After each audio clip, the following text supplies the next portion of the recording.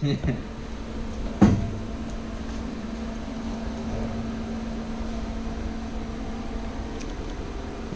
boy. Stoked. Time for bed.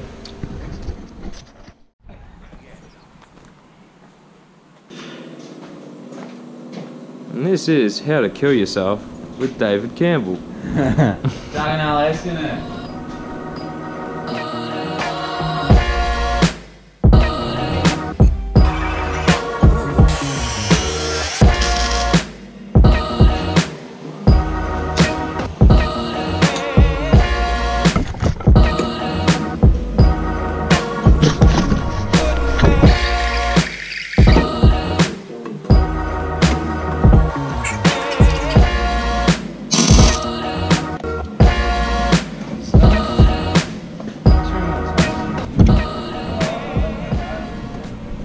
Approximately 7:30ish.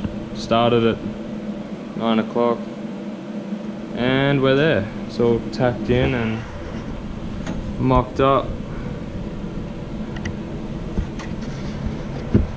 It's a super tight fit trying to get this thing in the courier. Dave's done a pretty sick job.